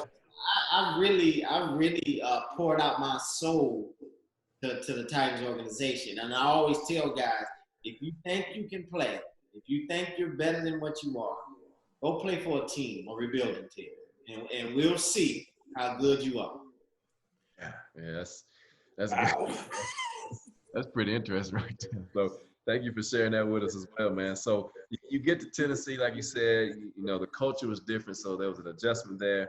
And so 2007 rolls around, this team, well, after going 8-8, so there was some improvement, obviously. And so in 2007, of course, made the playoffs. I know your season was cut short there for injury, but the team made the playoffs. And what was the difference that you saw from when you first arrived there, as you described the locker room and the atmosphere of the team, until that season after that 8-8 season, and then that playoff season after that? I think we really started to buy in. I mean, I think about the secondary, bro. We ate together. We watched games together. We watched film together. We were going to Bible study as a group on Wednesdays after practice. I mean, we all invested in each other. And I think it started from the top. I wanted to be a leader like Dick DeBoer. I didn't want to be the guy out in front. I didn't want to take all the credit. I wanted to lift those guys up and push those guys to the front. And I wanted to lead from within the pack. And once they bought into who I was and they realized that I'm here I wanted everyone to succeed. That's one thing that really was unique about the Pittsburgh Steelers locker room. They truly believe that other teams want winners, period. And we all want to get paid, and it's enough money for everybody. It may not be on the same team. One of us may have to leave, but we're going to be brothers forever. And I had to really make them buy into that. If I do well, we all do well, because once they see me, they're going to see you. Playing in the shadow of Troy Polamalu forever, it never bothered me. One, because he was a great friend. He was super, super humble. And he always said, I could not do what I do if I didn't have 28. So that was enough satisfaction to me. And I truly believe that they coming to see the guy with the long hair. I don't have the long hair to get the attention of the fans that may not watch the game. But if these coaches watching him, these other teams watching him, all I got to do is show up and be 28. All I got to do is show up and be who I've been my entire life. And someone is going to see the value in me. Once I got my guys to believe in that, when we played together, we celebrated each other, just because you didn't get an interception or just because you didn't make a play, I still celebrated my brother. Once we bought into that as a team and it became infectious from our secondary to the linebackers, to the defensive line, oh man, we turned into a top 5 defense overnight. Yeah. It was I pushed Cortland and Griff and Nick Harper and Bennett. Every time we touched the field, and DT and I were already holding each other accountable, coming from the Colts, coming from the Steelers. We every day I said, and to be honest, I said, DT, if you ever look like a Titan, I'm gonna let you know. And he said, if you ever look like a Titan, I'm gonna let you know. And from that point, we say we're gonna change what Titans look like. So when people see us, we're gonna be this new version of Titans. So every day, if I don't see you running to the ball, you gotta attack the ball carrier. Just making little smaller games to where, okay, this is our condition. If you don't want to run with me after practice, you're gonna run with me every play to touch this ball. Mm-hmm. Getting to the ball might win us a ball game. Stripping the ball might win us a ball game. Me catching the interception and pitching it back to you for you to score a touchdown might win us a ball game because our offense might not be up to speed where we are. So all these things, every day I would create a challenge for us to just buy into, and it became a habit. It became infectious for all of us. Now you see Kyle Vanden Bosch, Alvin Hainsworth. And, it started with something little as everybody run off the field. Mm-hmm. Like, you're a pro, man. Don't walk off the field. Run off the field. Jump off the field. Boy, you talking. And I'm being the police. I'm like, nah, you run off the field, bro. I got to get you after practice. Now, I got to run with you because I'm going to show you I'm not any better than you, but I got to get you. You ran off the field. You didn't run off the field. You got halfway and you stopped. Why get that close and stop? So all that became, now everybody watching everybody and holding each other accountable. Mm-hmm. Don't sit on your helmet. You learn that as an elementary kid. That's right. Don't sit on your helmet, man. Take a knee. Don't sit down. Take a knee. Don't sit on the tire. Take a knee. That's right. All that stuff that again, that's energy that I'm investing, but it's what I signed up for. And again, all those habits just started becoming infectious, and we just started really having fun. Where we going to eat at? Where we watching the game at? Where we watching film at? I'm going to bring the food. Keith Bullock, I'm going to buy the food. We're going to come eat, watch film at my house. I mean, it became such a brotherhood to where now, if Keith Bullock says, C-Hope, I need more out of you, or, Kyle Vanden Bosch said, Cortland, you better than that. It wasn't a person taking a stab at each other. It was me saying, bro, I know you're better than that. I'm holding you accountable. I'm telling you what I know you got. And it became a brotherhood to where now we weren't scared of anybody. Right. Well, man, I'm glad you said all of that because we had to go. The team overall had to go through another culture change, and what you just described is actually what we're starting to see now with the team. And it's as an old school football fan like myself, like I told you before we came on, I was a Steeler fan back in the early 70s. And, I switched to the Titans when I became a season ticket holder. That's what you want to see. Right. As a fan, you want to see the team out there playing hard because when you see that, you see the end result. And that's what I was, we try to tell people all the time is that when they play like that, when they hold each other accountable, you see a difference in a team. You see, because it's not always that you have the superstars on your team. Yeah. Absolutely. But you have guys who are out there willing to work and do the job, and that's what gets you going, really. It really makes you a complete football team. And I think a lot of people take for granted what camaraderie does. Everybody being on the same page and everybody having – it starts with a relationship first. Mm-hmm. We didn't – I always said to all my guys, we don't have to love each other, but we have to respect each other. And you don't respect someone that you don't have a relationship with. So we have to create a relationship with each other. And where there's no relationship, there will always be rebellion. So once we created healthy relationships with each other, it was easy for somebody to push your button or to chastise you or to challenge you and you not take it personal. Because now it's like, he's saying this because he wants the best for me. Mm-hmm. When that happens, I don't want to be the weak link. And, every time we broke it down as a secondary, we will not be the weak link on this team. We will always be the best players on this team because we're involved in special teams and defense. We're in the running game and the passing game. We have to be the best in shape. We have to be the most in tune to what's going on, and we have to perform every Sunday. And for the most part, when I was a Tennessee Titan player, our secondary was one of the strongest points in the team. That's true. You're right. That's very true. Right. It was, and as Grover mentioned earlier, Floyd Reese did a good job in that draft, bringing that talent in and those free agents that came in as well. And you saw it translate over 2008 where the team started up at 10-0, right? And went 13-3, and it eventually lost to the Ravens in the first round of the divisional round of the playoffs. Excuse me. And so, but that team was so talented. I think about Albert Haynesworth and how he was this dominating line of scrimmage, and you just hadn't seen nothing like that in a long time. And he was probably at that time, he was probably the best defensive tackle in the NFL, bar none, because he was dominating the game and he was making life easier for you guys in the second. Albert Haynesworth probably was the most dominant guy in football on defense. Yeah. And he was definitely the most feared guy. Yes. He made some grown men shake that year. I witnessed that with my own eyes. And, Javon Curse, Tony Brown, one of the most underrated guys on the team, was a grown, dominant man. Jason Jones. Yes. Yeah. I mean, we had on paper. It's kind of frustrating to look back at it now because we wasted an opportunity, in my opinion. That's another Super Bowl I should have won, in my opinion, because we were hands down the better team that year. I spoke with Troy and those guys, and they laugh at me because they say they're so glad we lost because they didn't want to play us again. They really didn't want to see us.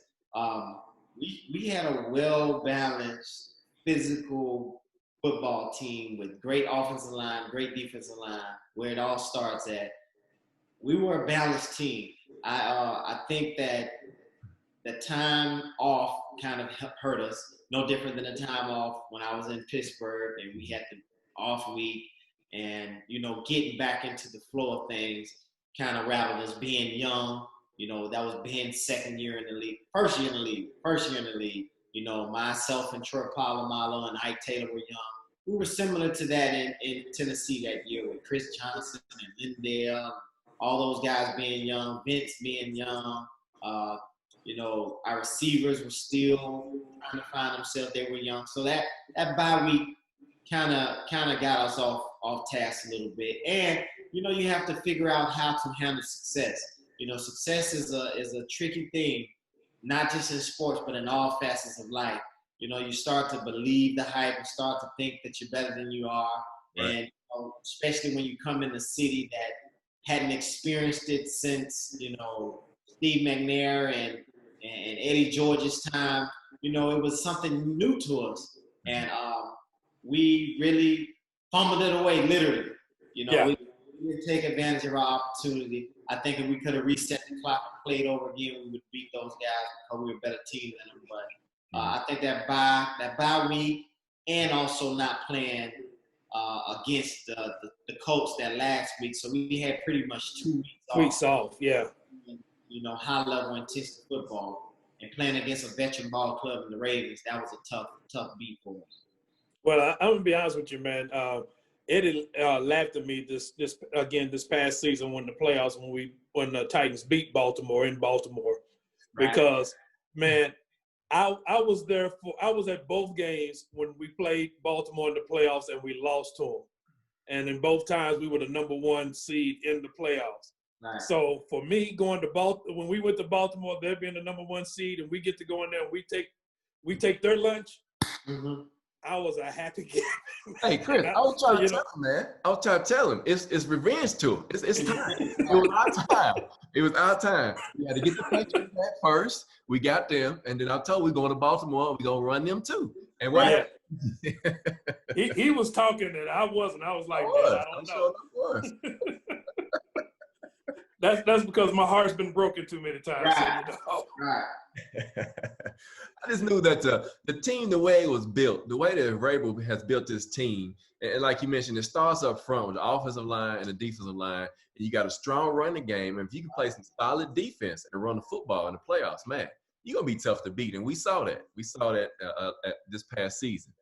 And so as we get ready to kind of wrap it up, Chris, I know you've been talking about your book, and I want to get to that in just a second. But as we look forward to this Monday Night Football game against the Broncos, and so we already got Adoree out; he's got a knee issue. You got Vic Beasley out with a knee issue. You got the Broncos got a second-year quarterback being a first-time starter. He played 5 games last year, and so then you got Big Jarrell Casey on the other side. He's got a lot to play for in this game, a lot to show to the Titans. And so what's the outlook going into Denver from your viewpoint for this football team, and how can they get started early and fast against the Broncos? I think Mike Vrabel and our GM has done a great job. And, Miss Amy has done a great job of not doing what we've done in the past of breaking up a team that's right there on the edge of being a consistent ball club, and that has a potential of winning the ship. We didn't retool up. We just kept our pieces together versus trying to rebuild in the middle of, turning the program around. I think we've done a great job of paying our people that deserved and have earned the right to be paid. I think that sends a great message to the rest of the locker room. No different than when I chose to be a Titan. If you do what you're supposed to do, you stay out of trouble and you play hard and you're responsible and you show up, you get paid. That's the message that you want to send to your guys. And I think that's what they've done thus far. I know Coach Vrabel is an old school Pittsburgh Steeler, transition to play for the New England Patriots, where he was coached under the same coach as I was. He's a hard-nosed, blue-collar, do it the right way all the time type coach. He's going to be physical. He's going into it with the mindset of not beating himself and not letting the team make mistakes. So when you have a solid team that plays hard, they don't make a lot of mistakes, they don't turn the ball over, they don't let the ball go over their heads on defense, and they tackle well, you always have a chance to be a solid football team. Going to Denver has always been a challenge for the Tennessee Titans for whatever reason. They've always played us pretty well or even beat us going to Tennessee. So that part will be a challenge, but I think with the young quarterback in the Denver Broncos, and they still are trying to piece together what they have. They have some great players as well, but they're trying to piece it together. That chemistry isn't there. That mindset of winning hasn't been set there like it has been over the years. So I think we have an opportunity to go in. I think we're a better team, dating back to what we did last year, and we still have those same pieces. I'm pretty sure Coach Vrabel has had a great training camp and not allowed them to get complacent. So I'm looking forward to Clowney. I read somewhere the other day where McCown, is it Josh McCown, is on the practice squad for the Eagles. The Eagles. Yeah. I started to call Mike Vrabel and say, well, since you have all my Rock Hill protege guys, it's only right that you sign me to the practice squad for me to do Zoom and get paid $12,000 a month just to tell them guys what to do. I'm 2 years younger than McCown, and they're not expecting him to play.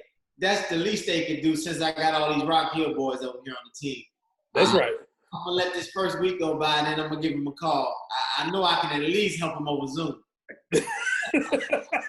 That's a great point, man. You're exactly right. If he could get paid to sit on, I know that's right. Boy, you talking about, man? Yeah. That's funny, hey, Chris, I got a twofold question because, like Eddie said, we want to talk about your book because, in all honesty, you've been talking about your book all night, so which is good. But what do you think about Kevin Byard? Man, Kevin Byard, I actually went and talked to to that to MTSU while I was still playing and he was in college. And I remember he came up to me after the presentation that I did with the ball club. Because the head coach, I can't think of his name right now. What's the coach? Is it what's the head coach now? Is it Stud Stills? Was he there? Yeah. Okay. Yeah. He coached at Clemson, I think, when I was coming out of high school, I think. So he had a relationship with me, and I knew of him. And he told me about Kevin Byard, and I always kind of kept my eye on him because, you know, I'm a student of the game. I love watching players play. And, again, I have a high respect for guys that do it on every level, not guys that just fall into the right program and become a star all out of nowhere.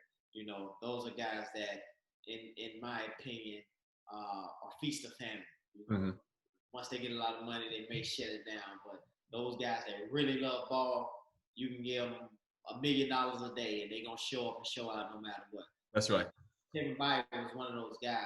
And when we drafted him, you know, for a long time, I think we dropped the ball, unlike this regime. You know, my last year here was Cortland's last year here, and also was Keith Bullock's last year here, I think. Mm-hmm. And I think we didn't have the people or the pieces to replace us. So Right. we were still playing good football. Mm-hmm. We weren't in position to be replaced at the time. Like, you know, I heard a coach say a long time ago, when your replacement walks through the door, you'll know who he is. And I hadn't saw mine. I didn't think Cortland saw his yet. And Keith Bullock, who done so much for this organization, gave it 10 years of high-level football, had about 5 interceptions, I think, that year, and he tore up his knee at the end of the year. Yeah. Out of respect of what he's done for the organization, they could have signed him back for a league minimum year, which he got from the Giants, and allow him to rehab and get himself back together. And he could have at least been a third down back going into that 1 year deal where he didn't have to have as much reps during the training camp because he knew the defense. Mm-hmm. And just allow him to leave at least healthy, you know, going into a free agent as a healthy 30-year-old linebacker instead of a torn ACL 30-year-old linebacker. I think that would have been out of respect. I think he earned that right. I think, you know, I think we should have kind of reversed the guards. You know, Cortland and Griff should have been the highest paid in our group, and I should have, you know, being I was older, I was still playing high level ball, but I should have. And again, I'm a pro. I know how the game works. I would have easily, you know, still been a leader, but fell to the back part of being the highest paid in the group or highest paid on the defense. And you could have stole 2 or 3 years out of me and allowed the Kevin Byard to come and learn how to be a pro.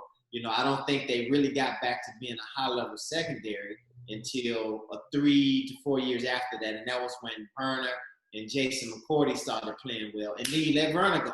Yeah. Go right back to subpar. Mm-hmm. So I think they've really turned it around, and Byard is kind of the anchor of that. Very hard worker, humble guy, reminds me a lot of myself, doesn't make a lot of fuss. He's not a rah-rah guy. He's not looking for the cameras when he make a play. He's not looking for all the newspaper and the attention. All he does is just show up and play. You know, he may not get the notoriety of the all loud talkers like the Earl Thomases and all those guys. Mm-hmm. But if you can play, you will get paid for what you do on the field. And that's what I've always told him. And I've always told him just make sure that he stays hungry and stays humble, and that he's always trying to bring those around him to make them better, because that's a true leader to me. You know, anyone can just focus on themselves, but when you make people around you play to a higher level, that's when you're really making an impact. So I have a lot of respect for Kevin Byard. He's one of my favorites. Yeah. That's outstanding, man. That is. That's really good. So, you know, and speaking of that secondary, though, you mentioned that, you know, you got Byers, you got Vaccaro. I think the secondary is probably as talented as it's been in a while. Right. It took a while for it to get back that way, because you got a Dory that me and Grover have been talking about, but he's coming to his own if he stays healthy. You know, really saw him progress and develop those cover skills during the playoff run last season. And you Right. got Malcolm Butler coming back. He brings that physical presence to the outside. And then again, I mentioned Vaccaro because he's the tone setter for the defense as far as I'm concerned, because he brings the hit, he brings the wood, and he's gonna make those big plays. And so as they go forward, though, this team is built, like you said. Vrabel has done a good job. Him and J. Rob building this team up, and it's going to be exciting to see, starting tomorrow night, how far they can go and what this team will be with all the talent. And like you mentioned, they kept the core together and they added some pieces. And it's been a long time since we've had a team that keeps the talent as long as we've had it here. Me and Grove's been talking about, and it's exciting to see. And it's just can't wait to see them get on that field tomorrow night. I think the fact that we had to give up Casey, I know that that's the business part of it, but he was kind of that foundation of what a Titan is and what a Titan stands for. But business is business. Yeah. I hope that my hometown guy Clowney comes over and is starving. I think I would feel disrespected seeing all these guys that came out with me or behind me getting all this guaranteed money and all this big money. Hopefully that will, light a match under him to where he can dominate every play and not just splash. I think Vrabel has, like LeBeau, has that ability to push that button on him because he played his best ball under Vrabel. And I know that he wants a long-term deal, and I know he deserves it because he's played extremely well. And I just hope that he turns into that Javon Curse that we could really, really turn our level of defense to a whole nother elevation. Yeah, if he if he brings that Javon Curse to the table, that type of play, along with Jeffrey Simmons up front, man, and Harold Landry, that's going to be a tough front to deal with. Guys, again, thank you for joining us for another episode of Halftime Adjustments. Eddie Arnell, G with our special guest, Chris Hope. So, Chris, tell us about your book, man. We're very interested in hearing about it, and what is it about? Yeah, especially since you've been talking about it, and I'm saying this not like you've been putting in advertising, but everything you've talked about from how you played the game and what you did, you're always translating that over to life. Right. And that's what I mean by you've talked about it all night, because the way you played the game and everything, I know that's what you translated over to life outside of football. Right. So let's talk about your book, man. Pros, man. Let's talk about it. Pros, my book Pros. I talked about how important being a pro is to me and what it means to me to be a pro.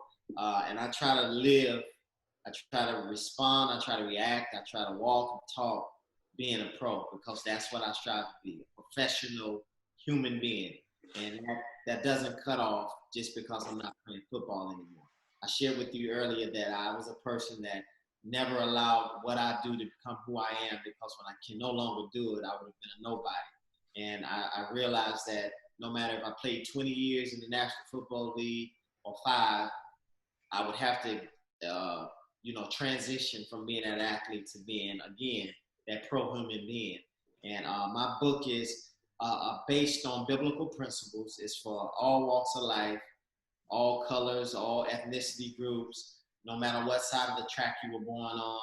It is the winning game plan for creating healthy boundaries in relationships.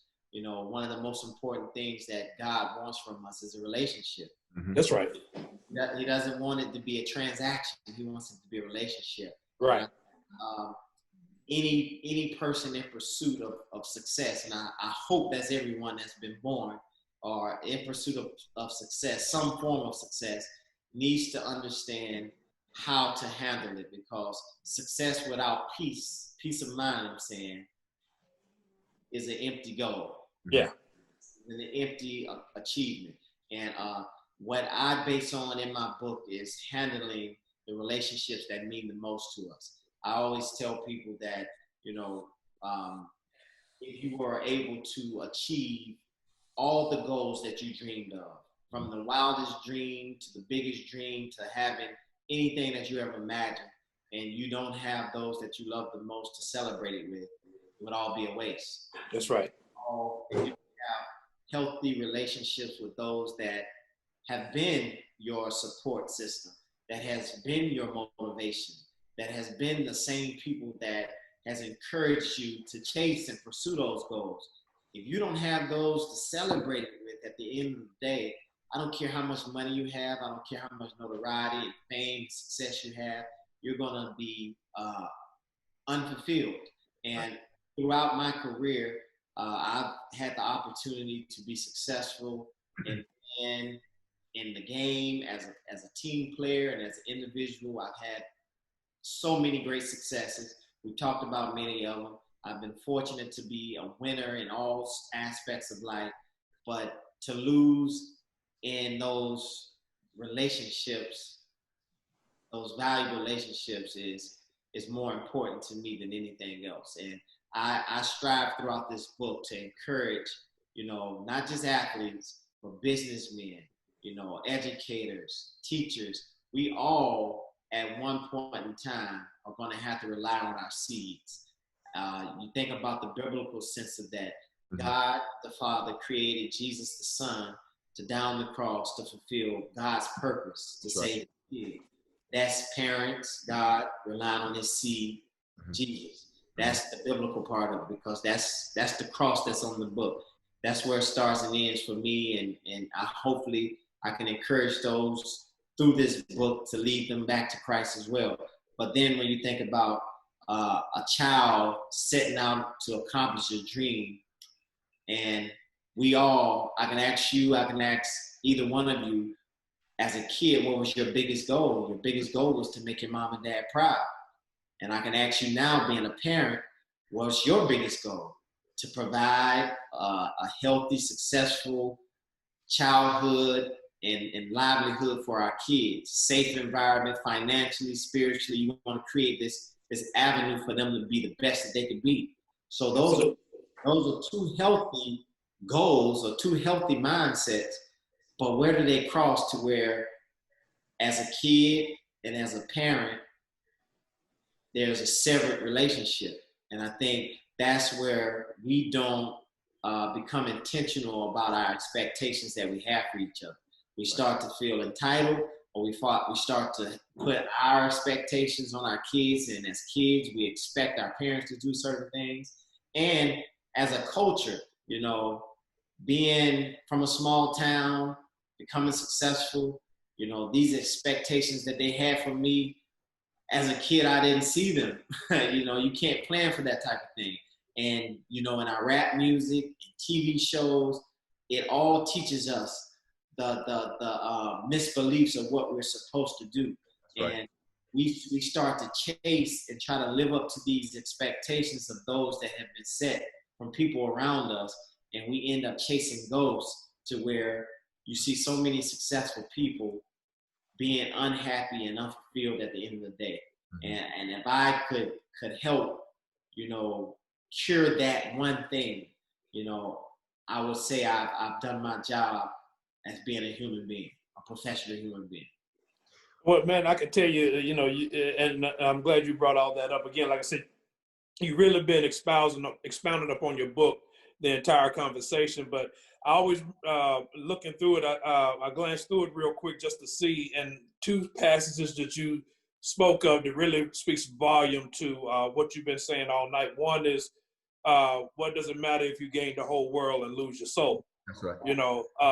Putting your successes in perspective, understanding that life is more than just gaining all of this accolades and stuff and everything. And then the other one, which I'm sure played in your mind when you first came to the Titan, was all things work together for good to those who love the Lord.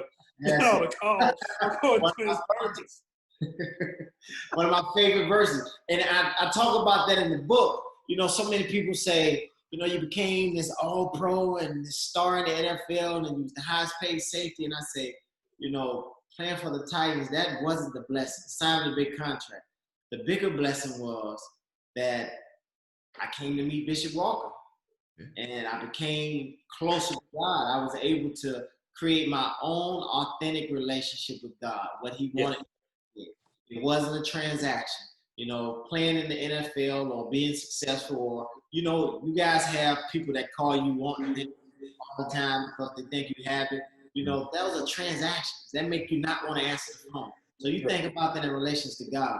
If you only pray when you want to be blessed, if you only want a contract, or you only pray when you want a book sale, you're going to quit answering the phone. Right. That's exactly right. You are exactly right. So many of us, God, I'm not hearing from God because you only call him when you need something. You don't like how that feels as a human being, so why do you think it's okay for you to only call him? Oh, I need somebody to, I need a blessing, I need a raise, or I need a healing on this operation. Well, you didn't call him yesterday, and as an athlete, we all have 3 and 4 phones throughout our career because I ain't answering that phone. That's trouble. I ain't answering that phone, because all of our relationships become very transactional. And, one of the bigger blessings, besides being the highest paid safety and becoming a star in the NFL and having an opportunity to get back to being one of the best players at my position that I dreamed of coming out of high school and that I've always been since I played the game of football, all that coming full circle was all for me to get here to need and depend on God even more. I wanted to be a Pro Bowl safety. I think that, I should have made it at least 3 times. Again, I'm not bragging on myself, but I worked hard for it. I earned it. I should have been that. But the year I made it was actually one of the years that I wasn't even at my best. I was coming off an injury. And it was year 7. 7 to God is completion. Yep, completion. And, he was basically, and I talk about this all in my book, he was basically telling me that it was never about you. It was all about me. And I know that's right. through that, in your weakness, I am made stronger. That's right. Half of the man that I used to be is when I got the blessing. Amazing. I still get chill bumps from that now because, that was the first time in my career, because I have a mindset that I can do whatever I put my mind to do. And I knew that I was going to be a Pro Bowler, no different than I knew we were going to win the Super Bowl. I knew it was going to happen. It just didn't happen when I expected it. And there was a glimpse of an opportunity where I started to lose hope, and that's my last name, so that's impossible to do. But I started to lose a bit of hope in my year that I made the Pro Bowl. It was the first time that I said, this is one goal that I may not ever accomplish. And man, it just started happening. I let go and let God, and there it is. It worked out for me. Man. So you can find my book on prosbychrishope.com. It's hardbacks, paperbacks, whatever you like. You order the book, I sign it for you, make it personalized to you. It has been a blessing to so many people. And one of the most humbling things I've experienced throughout this experience of writing this book was the fact that so many people think about it being just a testament to my career and talking about the obstacles and challenges that I had to overcome. And just, it's a typical athlete's book where he's talking about all his ups and downs in life. But when they read it and it hits home to them, and it's, from older Caucasian men that never played a sport to a female that has never been an athlete, it rings home to them. It really lightens my heart and lets me know that I did my assignment that God put on me. And that's why I stand by this book. It's not, I had an outer body experience writing it where it was really God speaking to me, where I really was on assignment throughout this book. And that's why I truly think it's a blessing to anybody read it, to anybody who will read it. That's outstanding. And repeat that web, is it pros.chrishope.com? Prosbychrishope.com. Prosbychrishope.com. So guys, hey, check that out, man. Get that book. it sounds like some good reading, some good information. Anytime we can share Jesus Christ, it's always good. So that's right. That's right. Man, get that info. And Chris, we are truly humbled and honored, man, to have you on the show tonight. We appreciate you taking the time to share with us tonight, man. Really enjoyed it. Really enjoyed getting to know about you and understanding your mentality, man. You are a great person. I will say that. Very, very good interview. And again, we appreciate it, man. Just joining halftime. I really enjoy myself, man. Anytime I have an opportunity to use the platform to plant seeds and encourage and inspire people to become the best version of themselves, I say yes to it, man. I prayed before I did it, and I hope that, God shed through me and spoke through me tonight, and someone's life has been changed, and someone has been encouraged by, the words that we've shared with each other. I've enjoyed it. You guys have been authentic, which has allowed me to be authentic and express myself, and you gave me the platform to talk, and I greatly appreciate it. Man, we praise God for you because, again, you've been, like I said, you've been expounding upon your book throughout the entire conversation, and not just every time you talked about what you did in college, what you did in high school, how your parents raised you, man. It just speaks volumes to the type of man that God has made you to be, and how you live your life with integrity, and how you keep your focus on Him. So I'm hoping that everyone who hears this broadcast, who's been involved with it, gains that peace from you, knowing that God will work things out through you, and He's always working things for you in your favor. Even when you think He's not, He's always there. So we praise God for you, man, because this has been great. I mean, this has been a great time, man. We really appreciate it. Yeah. Great, appreciate it. Anytime, man. Yeah, and I will say this as well. We always try to be straightforward on this show, Chris. We are authentic, and that's how it is. We tell everybody the truth. We don't cut no corners, and we just call it like we see it. So anytime you want to come back, man, and hang out with us and talk football, you are always welcome. The door is always open. That's right. Thank you for joining us for another episode of Halftime Adjustments. Eddie Arnett, my man G, went across the way. How you know, baby? And our guest, Chris Hope, Mr. Chris Hope, former safety of the Tennessee Titans, man. Again, thank you for coming, man. And we'll see you guys. We're going to jump on tomorrow night at halftime during the game of the Broncos and the Titans and kind of give an overview of what was going on in the first half. And hopefully, here's the joke, Chris. Here's the joke. So hopefully, Grover will be in a good mood, because if he's not in a good mood, it's going to be a bad time to be on the air. So hopefully the Titans are playing good, some good solid football, winning, because we want to keep those emotions in check. I'll tell you, Chris, it's bad. It's bad. I'll be the first one to admit it. Again, thank you guys for joining us for another episode of Halftime Adjustments. We'll see y'all tomorrow night at halftime of the Titans versus Broncos. Peace.